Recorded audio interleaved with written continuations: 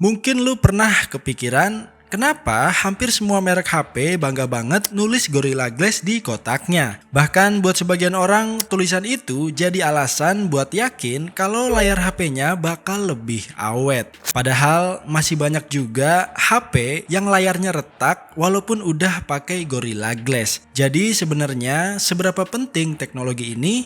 Cuma buat jualan atau emang ada alasan lain? Hampir semua industri smartphone sekarang masih ngandelin Gorilla Glass. Nah, itu yang bakal kita bahas di video kali ini. Semuanya di Flashback in Techno.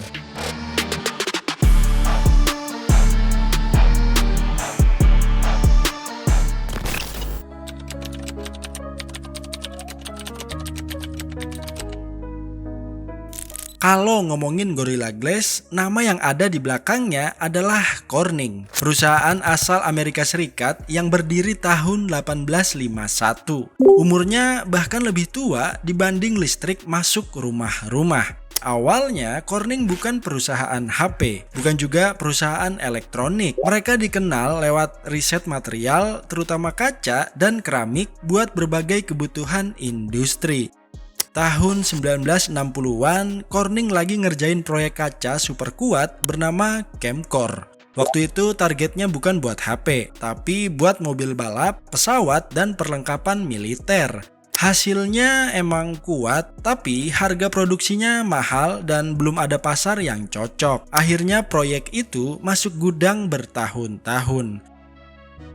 Situasinya berubah total waktu era smartphone mulai muncul. Tahun 2006, Apple lagi buru-buru nyari material layar buat iPhone pertama mereka. Awalnya sempet pakai plastik karena dianggap gampang dibentuk. Tapi ada masalah lain. Layarnya gampang baret cuma gara-gara masuk kantong bareng kunci atau koin. Steve Jobs kabarnya langsung minta timnya cari solusi dalam waktu singkat. Disitulah Corning dihubungin buat ngeluarin lagi teknologi Camcor yang selama puluhan tahun cuma jadi proyek lama. Tim Corning cuma punya waktu beberapa bulan buat produksi massal kaca baru itu. Hasilnya jadi sejarah. Tahun 2007, iPhone generasi pertama resmi hadir dengan kaca buatan Corning. Setelah itu, nama Gorilla Glass mulai dikenal dunia.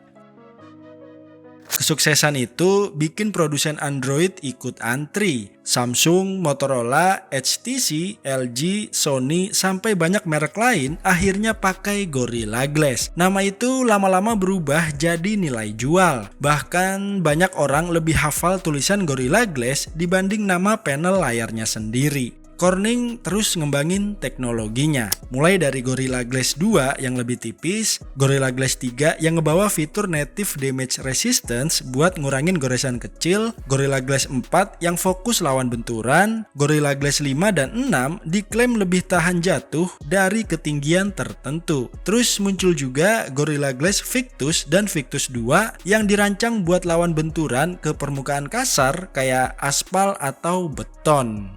Sampai hari ini Corning masih jadi pemain terbesar di dunia kaca pelindung smartphone dan produknya juga dipakai di tablet, smartwatch, laptop, bahkan layar mobil modern.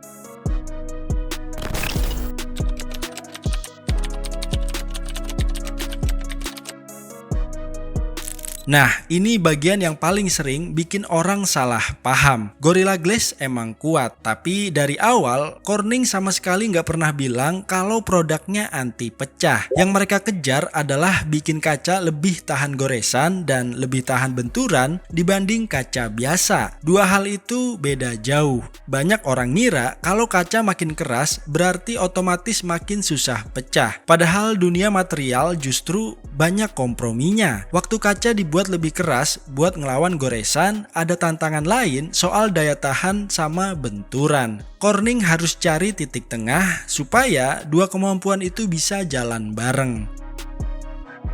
Cara bikin Gorilla Glass juga beda dibanding kaca biasa. Setelah dibentuk, kaca bakal masuk proses bernama ion exchange. Singkatnya, kaca direndam di cairan garam panas berisi ion kalium. Nah, ion kaliumnya ukurannya lebih besar dibanding ion natrium yang ada di kaca. Waktu keduanya bertukar posisi, permukaan kaca jadi tertekan dari segala arah. Tekanan inilah yang bikin Gorilla Glass lebih kuat ngadepin benturan ringan dan goresan dibanding kaca biasa. Walaupun prosesnya kedengeran simpel, riset ini butuh puluhan tahun.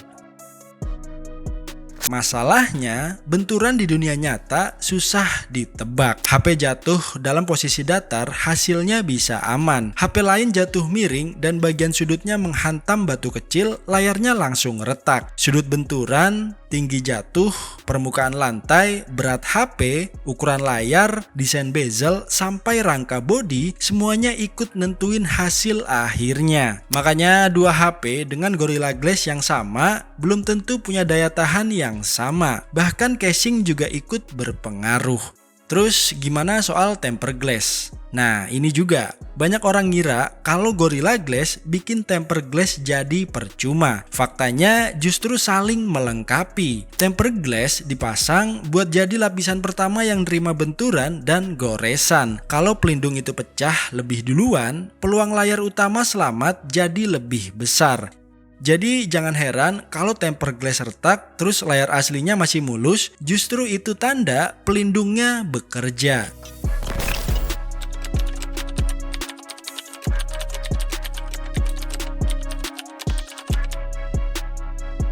Sekarang, persaingan kaca pelindung makin ramai. Selain Corning, ada Dragon Trail buatan AGC dari Jepang, Panda Glass dari Cina, sampai beberapa merek lain yang mulai dipakai produsen smartphone. Walaupun begitu, Gorilla Glass masih punya nama paling kuat karena rekam jejaknya udah panjang dan dipakai miliaran perangkat di seluruh dunia. Corning sendiri juga nggak cuma fokus ke smartphone aja. Mereka aktif ngembangin kaca mobil, perangkat wearable, alat kesehatan, jaringan internet berbasis serat optik, sampai berbagai material industri teknologi tinggi. Artinya, bisnis mereka jauh lebih luas dibanding sekedar bikin kaca layar HP.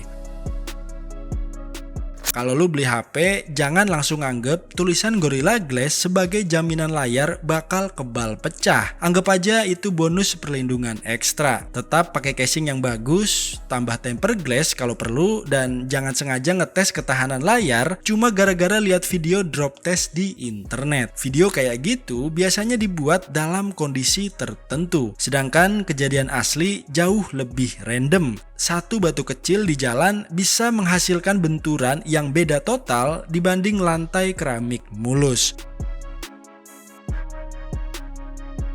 Jadi, jawaban buat pertanyaan judul di video ini sebenarnya lumayan jelas. Gorilla Glass bukan kaca anti pecah. Dari dulu emang bukan itu tujuannya. Teknologi ini dirancang buat bikin peluang layar bertahan jadi lebih besar waktu lawan goresan dan benturan sehari-hari. Kadang berhasil nyelamatin layar, kadang juga tetap kalah kalau kondisi jatuhnya emang apes banget. Jadi, lain kali kalau ada orang yang bilang Gorilla Glass bikin HP anti pecah, sekarang lu udah tahu faktanya.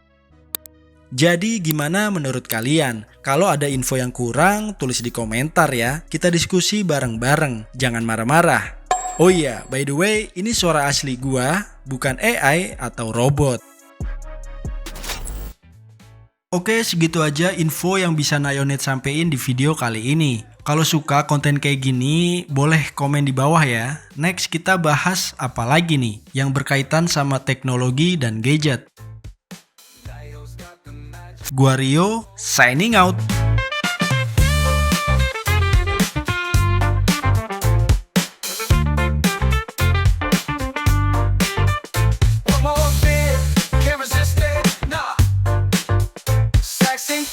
Feel that uplifting.